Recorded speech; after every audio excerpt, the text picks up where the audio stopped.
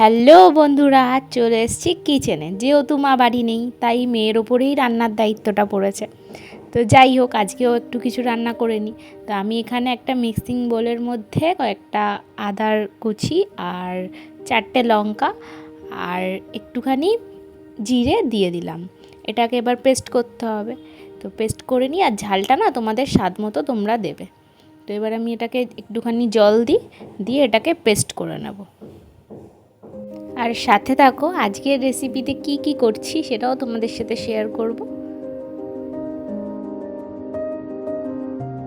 এই যে আমার এখানে পেস্ট খুব সুন্দরভাবে রেডি হয়ে গেছে। তো এবার রান্নার জন্য প্রিপারেশান নিলাম। এখানে কটা আলু কেটে নিয়েছিলাম, আর একটুখানি টমেটো কুচি নিয়েছিলাম, আর কড়াইটা বসিয়ে দিলাম গ্যাস জেলে। আর এর মধ্যে তোমরা সাদা তেলও ইউজ করতে পারো, আমি সর্ষের তেল ইউজ করেছি। তো এখানে তেল দিয়ে দিলাম। তেলটা যতক্ষণ না গরম হবে একটু ওয়েট করবে, তারপরেই একটু সাদা জিরে আর একটা তেজপাতা ছিঁড়ে দিয়ে দেবে। একটু নাড়াচাড়া করবে, করার পর ওর মধ্যে কেটে রাখা আলুগুলোকে দিয়ে দেবে। আমি কিন্তু আলু সেদ্ধ করিনি, তোমরা চাইলে সেদ্ধ করেও নিতে পারো।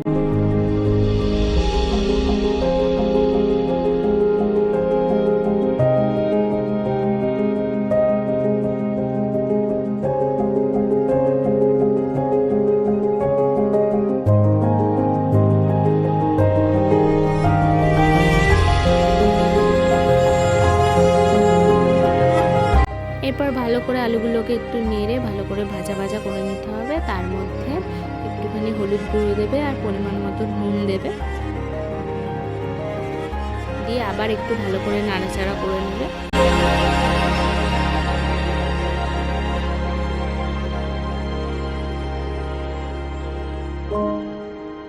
আলুগুলো আরও একটু ভালো মতন লাল লাল করে ভাজা হয়ে গেলে তার মধ্যে যে টমেটো কুচিটা ছিল সেটা দিয়ে দেবে, দিয়ে আবার ভালো করে নাড়াচাড়া করে নেবে।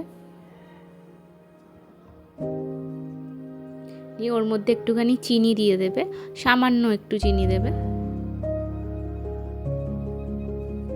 আবার একটু ভালো করে নাড়াচাড়া করে তার মধ্যে যে পেস্টটা আমি করে রেখেছিলাম সেই পেস্টটা দিয়ে দিলাম। দিয়ে এবার ভালো করে ওটাকে কষাতে হবে। যতক্ষণ না তেল ছাড়বে ততক্ষণ অবধি কষাবে। যত রান্নায় কষাবে তত রান্না বেশি টেস্ট হবে।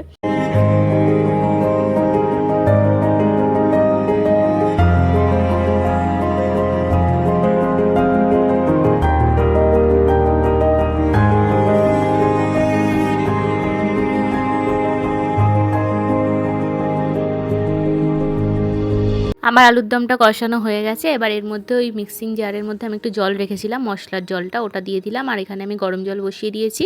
গরম জল দিয়েই রান্নাটা করব, কারণ রান্নায় গরম জল দিলে রান্নার টেস্টটা আরও ভালো হয়।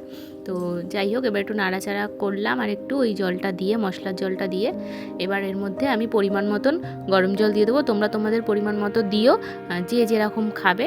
তো আলুটা সেদ্ধ হওয়ার মতন আমি একটু জল দিলাম, কারণ আমি বেশি ঝোল রাখবো না, যেহেতু আলুর দম কষা কষাই হবে। তো ওই জন্য জলটা দিলাম হচ্ছে আলুটা একটুখানি সেদ্ধ হওয়ার জন্য।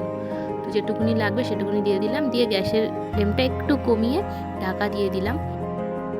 5-7 মিনিট পর ঢাকাটা খুলে একটুখানি নুনটা টেস্ট করে নিতে হবে, কারণ আমার নুনের এই প্রবলেমটা ভীষণ হয়, আমি আন্দাজ করে দিতে পারি না।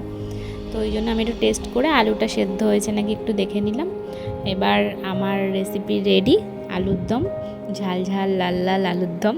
আর এর সাথে কি আছে সেটা রেডি করার জন্য আমার মাও চলে এসছে। এবার বাকিটা মা করবে, আমি মাকে হেল্প করব। তো দুজনেই কিচেনে চলে এসেছি একসাথে। এবার চলো দেখা যাক এরপরের রেসিপি কি। এটা হচ্ছে লুচি, আর আলুর দমের সাথে লুচি খাবো না এটা কি হয় বলো। এই জন্য মা কড়ায় গরম তেল বসিয়ে লুচিটা আমি বেলে দিলাম, মা ছেড়ে দিল।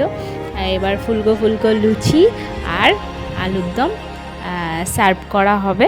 তো মা এখানে লুচিগুলো ভাজছে, আর এই যে রেডি হয়ে গেছে, লুচি ভাজাও কমপ্লিট। এবার আমি খাবো, খেয়ে টেস্ট করে তোমাদের জানাচ্ছি কেমন হয়েছে। নিজের হাতের রান্না দেখি টেস্ট করে কেমন হয়েছে। আর মাঝে মাঝে রান্না করতে ভালোই লাগে, আর আমার আজকের রান্নাটা সত্যিই আমার খুব ভালো লেগেছে। আর তোমরা এইভাবে কিন্তু রেসিপিটা ট্রাই করে দেখতে পারো। আজকের মতো এইটুকুনি, টাটা।